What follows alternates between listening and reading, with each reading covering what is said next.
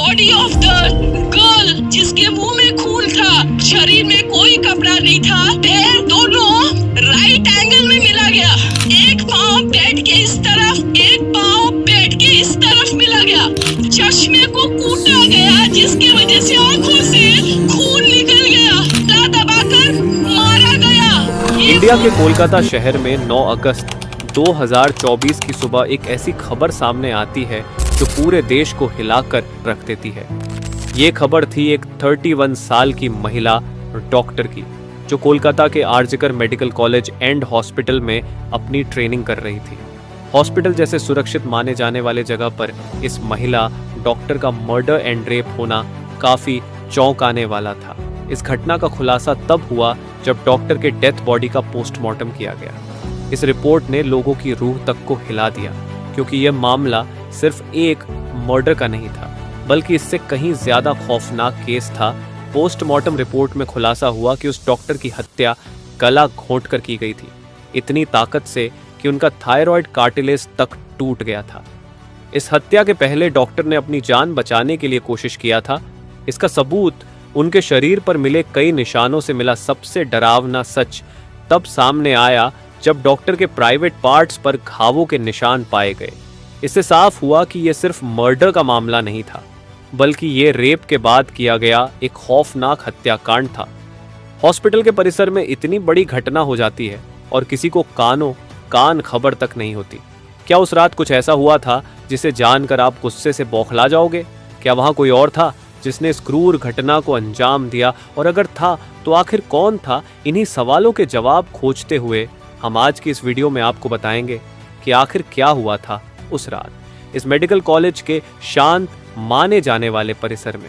जब आपको सच का सामना होगा तो यकीन मानिए आपके भी रोंगटे खड़े हो जाएंगे।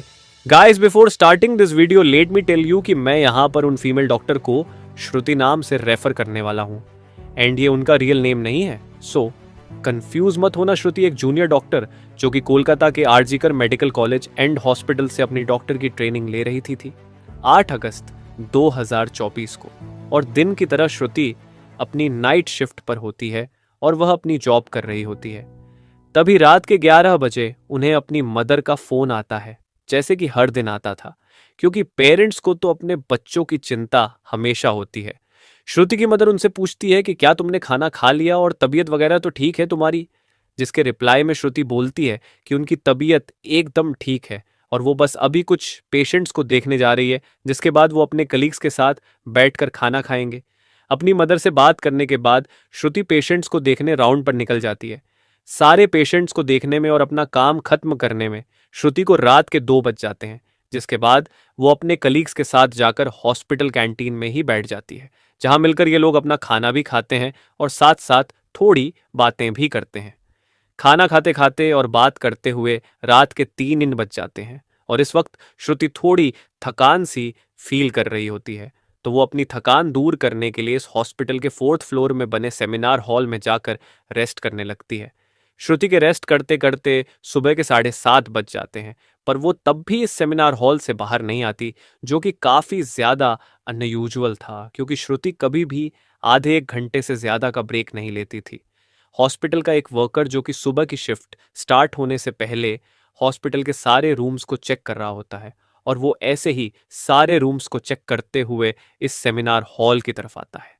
जैसे ही वो सेमिनार हॉल के बाहर आकर उसका गेट खोलता है, उसकी आंखों के सामने होता है एक भयानक नज़ारा, जिसे देखकर वो बहुत जोर से चीख पड़ता है। इस वर्कर की चीख सुनकर आसपास के लोग वहां इकट्ठा होने लगते हैं और देखते हैं कि सेमिनार हॉल के अंदर श्रुति की बॉडी बिना कपड़ों के पड़ी हुई है और उसके बॉडी पर कुछ ब्लड के निशान भी हैं।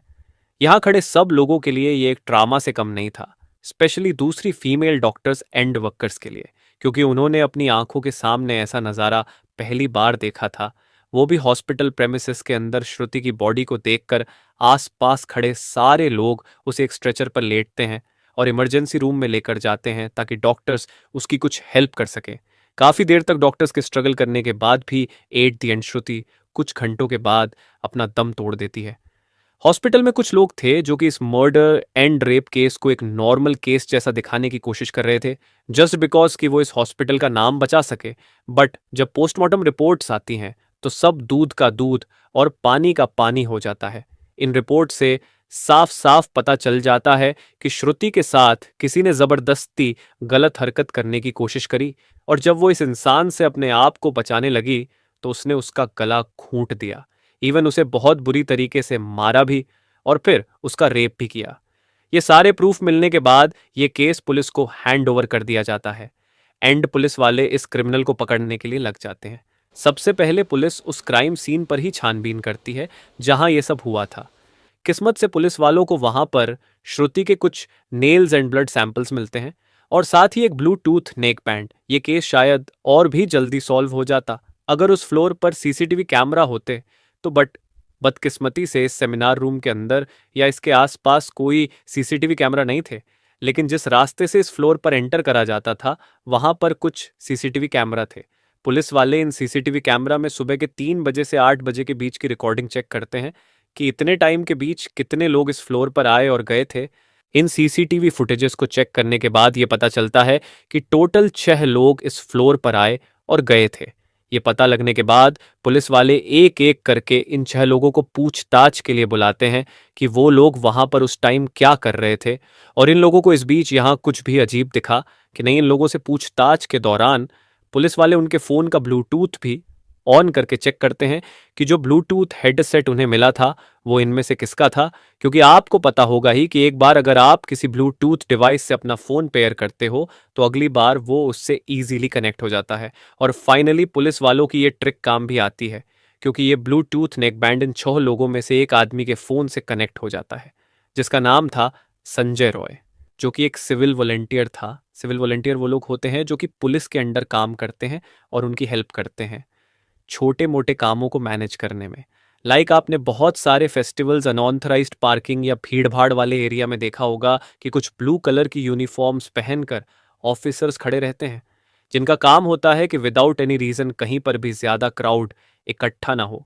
तो अब पुलिस वालों को अपना पहला कातिल मिल चुका था, जिसके बाद वो संजय रॉय से और गुस्से से पेश आने लगते हैं। बट संजय पुलिस वालों की किसी बात का भी जवाब नहीं दे रहा होता, क्योंकि वो काफी ज्यादा नशे की हालत में था। इस बीच पुलिस वाले संजय का फोन भी चेक करते हैं, जिसमें उन्हें भर भर के पोर्नोग्राफिक कंटेंट मिलता है, जिससे उनका शक यकीन में बदल चुका था कि संजय ही श्रुति के मर्डर का मेन कल्प्रीट है। इसके बाद पुलिस वाले संजय रॉय को और ज्यादा डराने लगते हैं एंड फाइनली वो डर कर अपना गुनाह कबूल भी कर लेता है कि उसने ही श्रुति को मारा है और उसका रेप किया है। यह पता लगते ही कुछ पुलिस वाले और प्रूफ्स कलेक्ट करने संजय रॉय के घर जाते हैं, जहां पर उन्हें एक शू मिलता है जिसके ऊपर कुछ खून जैसे ही धब्बे थे। तो पुलिस वाले उसका सैंपल कलेक्ट कर लेते हैं। थोड़ी और तलाशी लेने पर पुलिस वालों को संजय के घर के बाहर कुछ कपड़े सूखते हुए दिखते हैं, और ये वही कपड़े थे जो कि उस दिन संजय ने पहने थे, क्योंकि ये सब सीसीटीवी कैमरा में कैप्चर हो गया था, जिससे जाहिर था कि संजय ये प्रूफ मिटाने की भी कोशिश कर रहा था।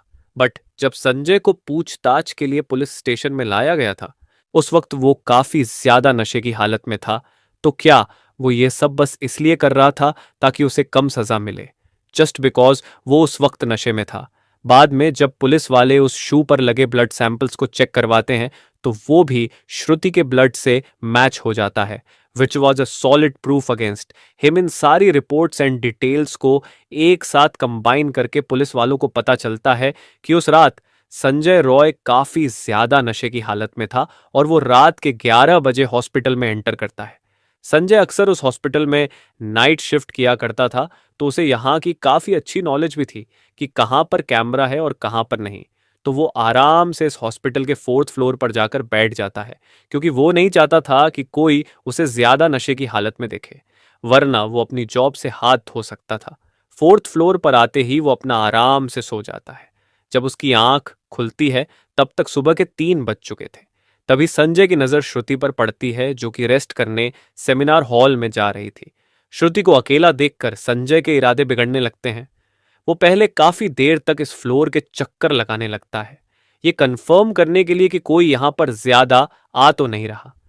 जब उसे लगता है कि हाँ उसका रास्ता साफ है, तो वो 4 बजे सेमिनार हॉल के अंदर एंटर करता है और फिर वहां से 4:45 पर बाहर आता है। इन 45 मिनट्स तक श्रुति के साथ इस आदमी ने क्या क्या किया होगा और वो कितने पेन से गुजरी होगी, ये सोचकर ही किसी का भी दिल सहम जाएगा। स्पेशली श्रुति के पेरेंट्स, जिन्होंने इतनी उम्मीद से और सेक्रीफाइसेस करके अपनी बच्ची को डॉक्टर बनने भेजा था, एंड श्रुति अपने पेरेंट्स की अकेली बेटी थी, तो उनके लिए तो ये किसी सदमे से कम नहीं होगा। एंड गाइस, ये केस अभी भी क्लोज नहीं हुआ है और 23 अगस्त तक संजय राय को कस्टडी में रखा जाएगा।